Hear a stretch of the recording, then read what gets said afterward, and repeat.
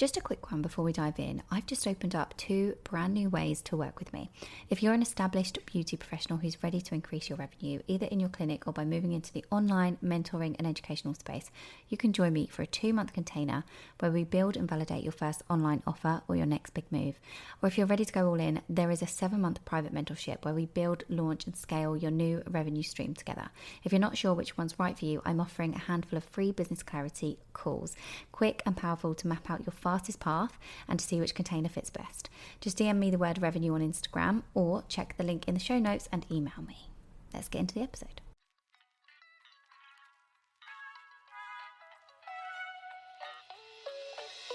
Welcome to the Beauty Build podcast with me, Zara King.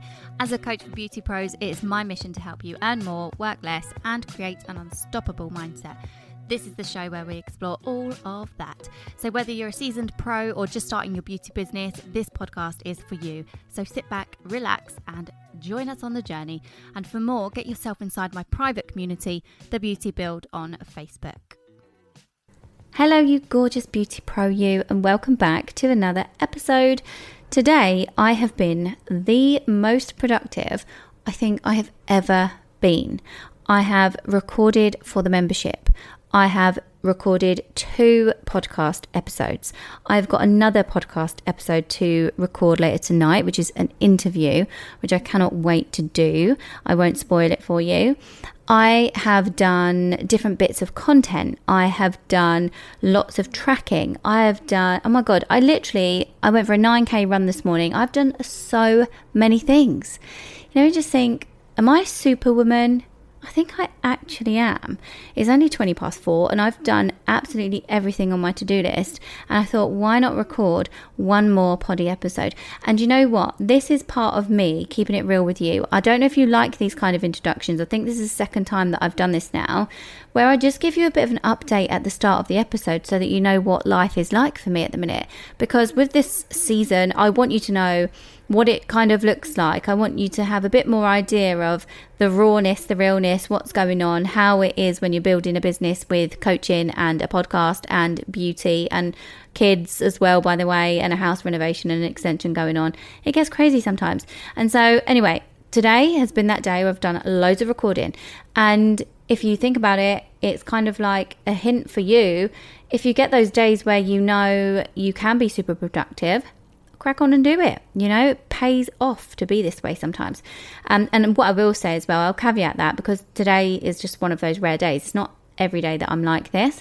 I'm like it often, but it is not every single day. I tend to have my peaks when I'm at a good point in my cycle. And most women, if you're a woman listening to this, you probably will agree that when you have the week where you are coming off of your period, you probably really, I don't know, with me, I kind of have that really good week when I'm actually on. And then when I come off, I have that sort of dip. And then I get back round to like feeling fantastic on top of the world, which is this week. Anyway, if you want to know about your cycles and how to sync them with your work, there is actually a podcast episode from part 1 on that, which is interesting. So have a little look and check that out. It is called Using Your Cycle to Your Advantage. Using Your Feminine Cycle to Your Advantage. I think that's what it's called. Have a look, check it out after this episode. But don't go anywhere. I'm still here.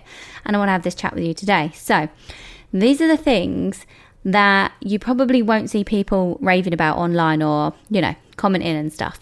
They're probably the things that no one wants to admit out loud, just things like that. I just want to have a conversation with you today about all of my fun, unpopular opinions on the industry.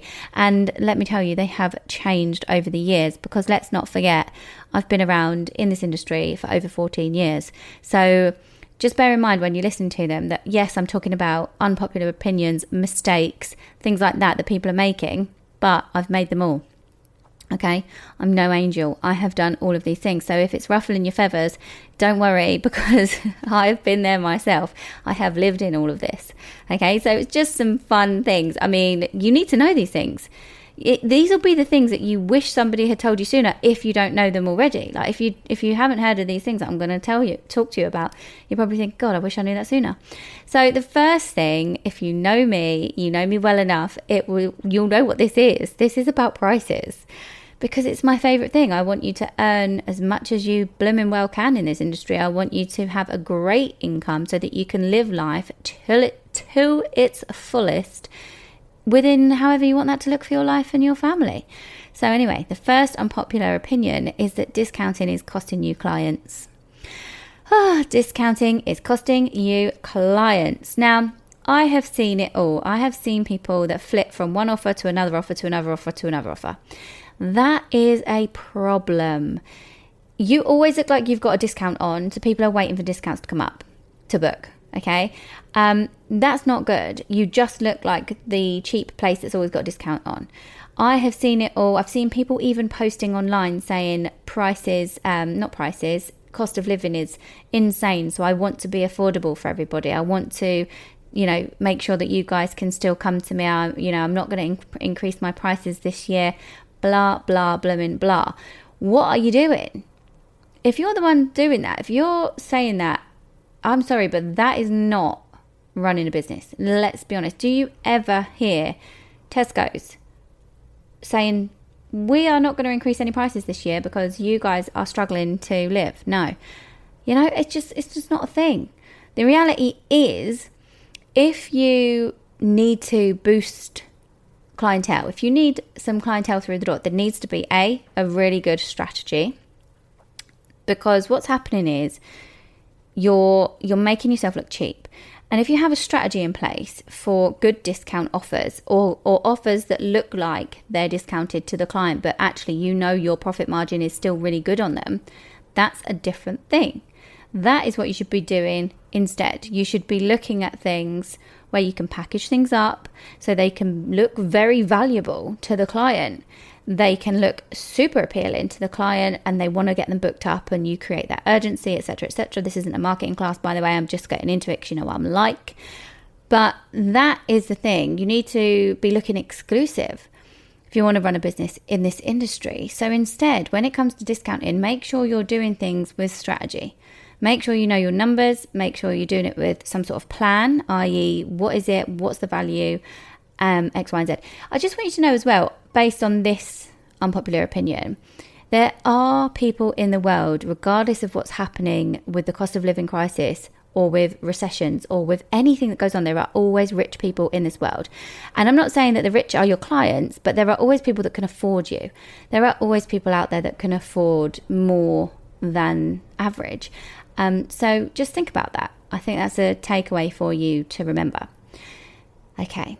So, actually, before I move on, I was going to move on then, but before I move on, I want to tell you quickly, because it just popped into my mind. I had a client once, one-to-one client, and she was super scared to increase her prices. And so what we did was we looked at the numbers. We realized that she wasn't in profit. And I explained exactly what goes into her costings and what she needs to look at to make a profit. And when she did that, she realised that when she was putting discounts on, she was literally earning less than minimum wage.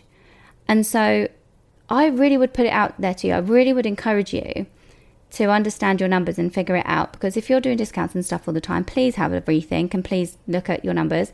Because that was just one client. She was like, oh my God, so when I'm discounting that service, which I do when I package it with that service, I'm actually doing myself a disservice because I'm earning nothing. I was like, yeah. And in some of the cases, she was actually in a minus. So these things happen, and it's fixable. Now, moving on, the second unpopular opinion that I think you guys will love is, this is actually funny. So it's not just a thing on the side, or it's not just my little business. Now, the reason I say that's quite funny is because if you know me, you'll know that I started out doing mobile beauty 14 years ago on the side of my full-time corporate sales career. And I was part of the problem that ruins this industry. I don't love people that do this on the side. I don't love people that do it on the side and don't make any money or don't realise that they're not making profit. Now, when I ran my mobile beauty business, I didn't need to rely on the income. And that's why I don't like people doing it as a hobby, because they don't care about the figures. They undercut the salons. They undercut the independent home-based beauty therapist that's trying to make a living out of it. They undercut people. I didn't actually, to be fair. I didn't intentionally undercut anyone, actually, just in my defense, when I was out there being mobile, just so you know. I wanted to be sort of normal prices. The thing is, at the time was they were too cheap and I hadn't done it properly and I was earning absolute peanuts. But it just brings down the industry and I really don't love it. And I get it that it's nice to have something on the side for some people. And I understand that people get into this industry with a job alongside. What I'm saying is, make sure, if you're listening to this and you've got a full-time job, that is cool. I'm not saying you can't do that. What I'm saying is, make sure you still know your numbers. Make sure you still treat it like a business, a part-time business that you run alongside your full-time job, please. That's all I'm saying, okay? The next one is super exciting and you're going to love it. This one is being fully booked is not the same as being profitable. And I speak to people about this all the time because they think the goal, like the end goal in this industry, in the beauty and wellness space, is to be fully booked with clients. Now, the funny thing is, not a lot of people actually know what it feels like to be fully booked, like 8 hours a day. Now, it depends on the services that you offer. If you're doing injectables and things like that, you might not be breaking your back. But if you're doing things like eyelash extensions or nails, then you might be breaking your back and you might not even like the look of being fully booked. Okay, but the point of this part is that it's not profitable just to be fully booked if you don't know your margins. And in this industry, a lot of people don't. So it's a case of looking at how many clients do you actually need, right? Because a lot of the time I've seen as well, people in this industry, they're 12 client days or they're 10 client days and they're running themselves into the ground, but they only, like, their average client spend is about 25, 30 quid or something ridiculous, or 30, 35. Like for me, if a client's taking an hour or 2 hours, you're not earning enough money after outgoings at 30 quid. £35. So I'm talking to the people that are doing things like small services, but giving a great service as well, to be fair. Like nails, for example. Check your profit margins, please, because it is not profitable and it's also not worth it to be like breaking your back. And as I said at the start of this episode, my opinions, these are my opinions. If you don't agree, you don't agree. But what I don't think is okay is people earning peanuts after outgoings and everything and breaking their back, working so many hours. I've seen people in different spaces that teach you to earn more and get so fully booked with so many clients. And then when I've had those people come into my space, they say, I can't work. I can't keep working 60, 70 hours a week. And they don't know where to go after that point. So it's a case of really looking at, well, what do you want your life to look like? And what does being fully booked look like for you and your lifestyle and your business? And then you make that profitable. That is what you need to do. Okay, the next one is it's not supposed to be easy. Okay? And yes, I coach people to earn more and work less. I coach people to have, an unstoppable mindset. I coach people to earn 4 figures a week in part-time hours. If you want more information on all of that, then join the membership. The details are in the description. It's the best community you'll ever join. But the thing is, I'm not advocating for easy. I'm not telling people it's absolutely easy. It's not. And it's not supposed to be easy. If business was easy, everyone would have their own business. Everyone would be a millionaire. Everyone would, do this type of thing if it was easy, but it's not.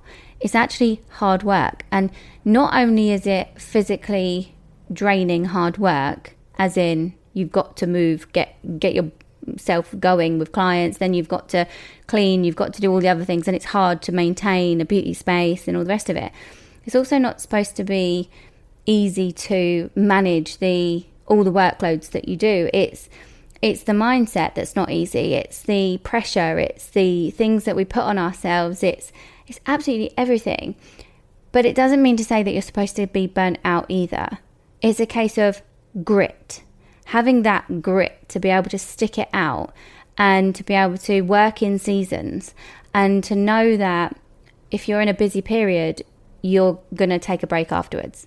Or if you are going all in on a promotion because you need to do that and you want to market a certain area of your business, or you're going to learn a new technique and you're going to go on training courses alongside being with clients during your hours, it's a case of having that level of hard work and commitment and dedication and grit. because it's not always easy. And when it's not easy and when you don't have what you want, i.e. full books or flowing income, consistent income, when you don't get what you want, you will feel like quitting.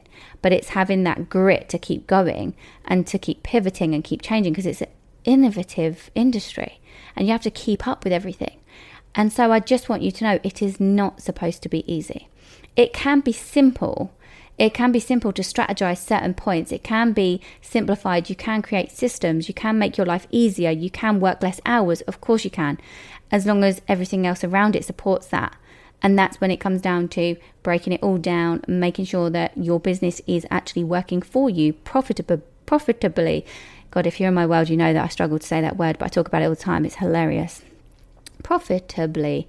The next one is a really cool one as well. You're going to love this. Social media is not a business plan. I said it. Social media is not your business plan, because let's be honest, followers do not equal income. And I've had clients in the past, if you've been listening to the pod, you'll know that I've had clients in the past with tens of thousands of followers and they were not earning enough. They did not have enough clients. They didn't know the ins and outs of their business. Now they do. Thank goodness. They've worked with me. They're fine now. However, the social media thing, right? It is such a facade. What actually matters is your conversions. It doesn't matter what likes you get. It doesn't matter what actual followers you're getting. I mean, followers are great. I want more followers. You want more followers. Everyone does. Don't get me wrong. It's lovely to have a bigger audience to talk to. But if you're doing it wrong, what the heck is the point? And secondly, it doesn't mean that you're in business. It doesn't mean that you're in profit. Okay, so what actually matters, because, I'm good to you like this, and of course I'm going to give you some actual steps on what's good and what's better, is things like email marketing. Okay, don't just rely on social media marketing. That algorithm is never going to do you the favors that you want it to do. It just isn't. Okay, what else is really good? Referrals, loyalty programs that actually reward people that you've already seen rather than the new people, right? Exciting referral programs, not crap ones, not like stamp a loyalty thing and give them £5. No, proper referral programs where they bring someone new in, they get something, and then they get something if they come in again. Loads of different things. Okay, there's also a mini course on client attraction, and it includes, referrals and email marketing as well. If you want that, the link is in the description. If you can't find the link in the description, it will be in my bio on Instagram, or you just reach out and message me about the 5 Ideal Clients in 5 Weeks program. That is all online, self-paced. You will love it. What else is good other than social media? Local advertising, especially if you're a self-employed beauty business owner in your back garden cabin, or in your home, or in the back of a salon that doesn't get a lot of footfall because you're in the back and you're a different business, you're self-employed, or if you're in the back of a barber shop, or if you're in the back of an office space, whatever it might be. If you predominantly need local clientele, guess what? You need to do local advertising. You need to do local things. That is really good. There's so much more strategy. There's so much more to it than this whole, I'm just going to advertise on social media. And I see it way too often these days. People are coming into the industry and they think, I'll just do an Instagram page and a Facebook page and I'll go. And if you're lucky, guess what? That'll work for a bit. And congratulations, it can work for a bit. But the thing is, to actually do it properly and to have a good business and to be able to scale that business, you're going to need more strategy. And social media strategy is not just putting out a reel every day or following trends. It is talking to your ideal clients in the best way possible. And that is a whole other topic.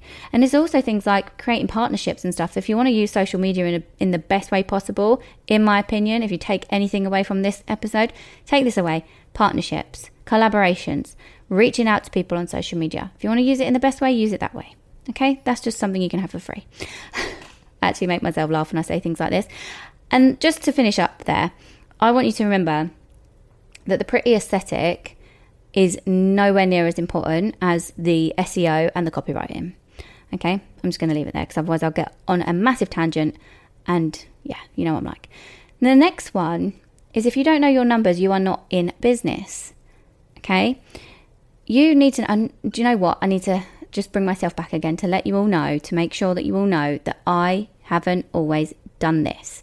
I started out mobile, I was 4 years mobile, not having a clue. I then went into salon, got a little bit more clued up. I was there for 2 years, and then I went home-based.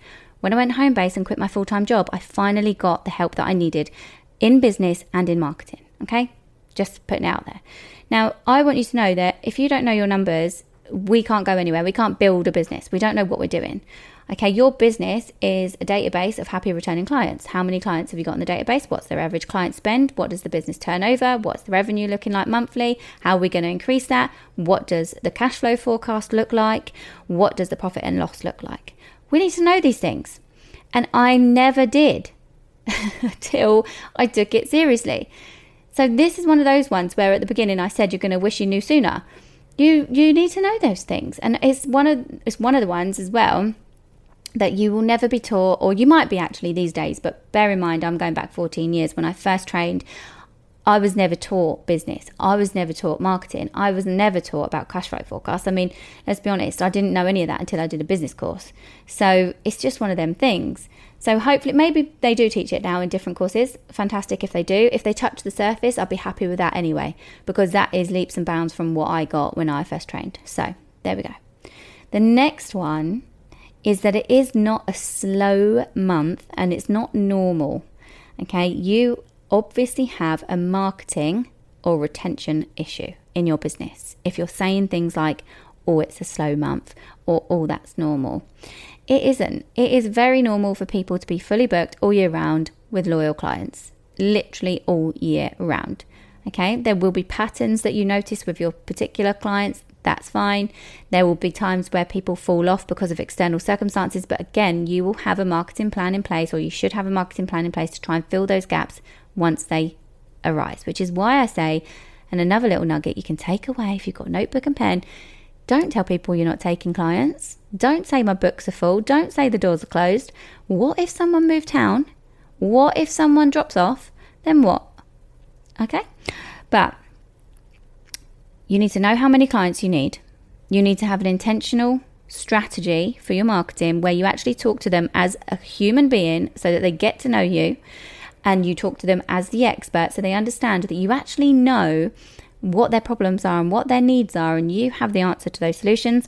And you also need to create content, and whether that is on email marketing or on physical marketing or on social media marketing, you need to create content that speaks to their pains and desires and shows that you know what you're doing and that you get those results for other people, i.e. social proof, i.e. reviews, i.e. client journeys and transformation stories. That's the sort of marketing type of thing you need to do. You need a strategy for that. But you also need an intentional strategy for your retention and your client journey. So gain some clarity around that, please. That is what you need to do. It is not normal to have a slow month. I know it sounds harsh because some of you probably listening going, all right, Zari, I bet you had a slow month. Of course I did. I've been through times when there was a month that wasn't full. But you know what? It doesn't mean that it was normal. There would have been another business down the road that was full at exactly the same time. Why? Because they'd marketed themselves properly 2 or 3 months prior, so they were reaping the rewards of that. And if you do that too, just remember this month's work is next month's income. Okay, so that is what I would say on that one. The next one is what works for somebody else may not work for you. So I just want you to know that copying people that you see online is not a strategy. Looking at somebody that you think is successful is not a strategy. Or if they say, oh, I just did this, try things. If they're ahead of you and you really get the nuts and bolts of what they did, that's fine. But I'm talking about just looking at copying people. Don't do that, because A, you will never know what goes on in the actual business numbers wise, and B, you need to be different and you need to stand out. C, you may have a different ideal client. So if they did do a strategy that you do want to try and you do get the ins and outs of it, even if you came into my world and I said to you, there's this strategy that works for X, Y, and Z, and you tried it and it didn't work, that means we need to tweak it and repeat it for your ideal clients. Okay, and your business, because things do need that. They need that different edge sometimes. They need to be changed. And so that is why I highly recommend that you try to be yourself. You try to stand out with unique selling points of your own. Don't just copy somebody else. The next one is that you need to repel some people. It ties in really nicely here. You need to repel some people. It is not about pleasing everyone. And this is the thing in this industry. It's a people-pleasing role. We are in personal care, which means that we really do want to please people and be on good terms with our clients. Who doesn't? We all do. But the thing is, if you are not confident to repel people in your marketing and in what you stand for via your branding and your messaging and your voice, you are going to be talking to nobody and you'll find it harder to grow your business. Don't keep trying to go after everyone, because there is no profit in that. You're just going to be mediocre. You're talking to absolutely no one if you're not bold enough to stand by something. So think about it. What are your USPs? What are your values? What does your business stand for? What voice are you not using that you really should be using? Another thing with that is that if you don't seem the same as you do online, and then when they come and see you, it's going to be mismatched and you have retention issues. If you can be yourself, if you can really stand by your values, if you can have that brand voice when you're putting yourself out there, whether it's local, whether it's physical assets, whether it's social media, whether it's email, whether it's collaboration, whatever it is, when you show up live on Instagram, when you talk to your camera on your stories, whatever it is, even in your reels, like if you are happy to repel people, you will do better. Okay. The next one is that building a business with a service you don't believe in is absolutely freaking pointless. And I bet you're probably thinking, well, of course I wouldn't build a business with a service I don't believe in. So let me just get into that a little bit more. You might have heard the episode from part 1 about value perception. If you haven't listened to that episode, please do go back and have a little listen. It is so important that you have a great perception of the value that you bring and of the value of the whole industry. You have to have that belief that you are worth more and more and more if you want to grow and grow and grow, unless you want to stay stagnant. Of course, if you don't want to grow your belief, if you don't want to grow in value and in that value perception, you will stay stagnant because you will be scared to up your prices and things. You need to also go out there and pay what you want others to pay for your particular services. I'll give you an example of this. When I was running my beauty business, I wanted to put my nail prices up to about £70 to £80, and I'd never paid that for a set of nails myself. So I made it my mission to go out and actually pay that, because until I knew what that service looked like, I couldn't provide it. And you know what? I was actually really chuffed to see that the person that I paid that amount of money to was not doing a good a service as me. And so it reinstills your belief when you put yourself out there and you build your belief in your services and the value of them, so that you can charge higher prices. And why am I talking about this as a whole? Because I've got people out here making goals of, I want to earn 6 figures a year, I want to earn this, that and the other. But they're running a business on £30 sets of nails, or £25 brows, or £35 laminations.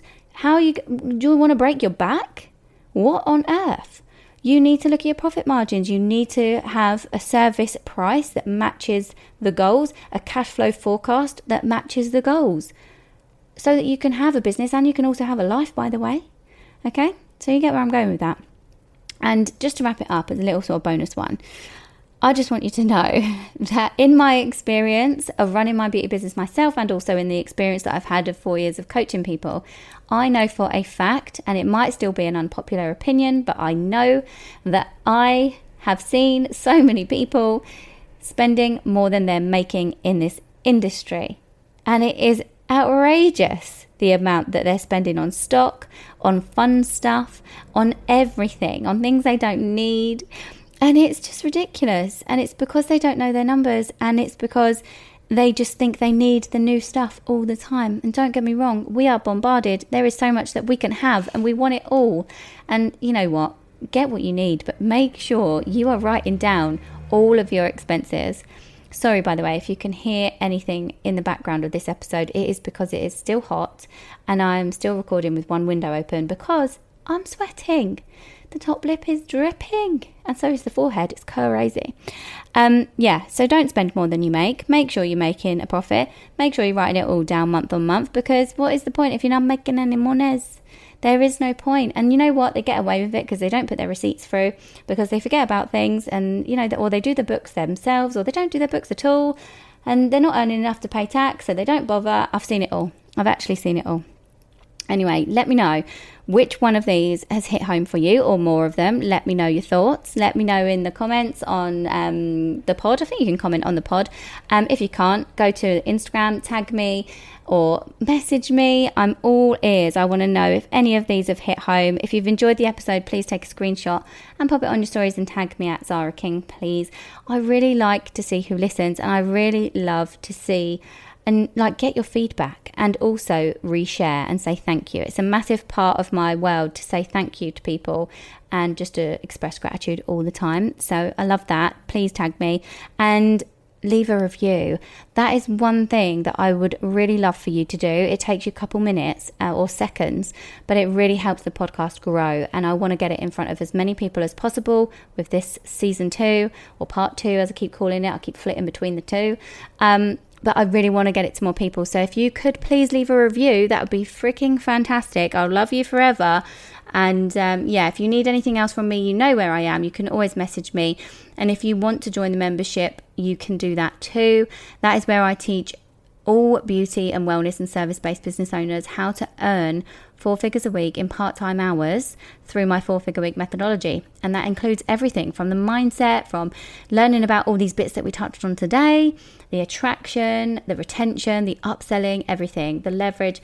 It is all in there for you. We do a monthly challenge, which is super exciting every month.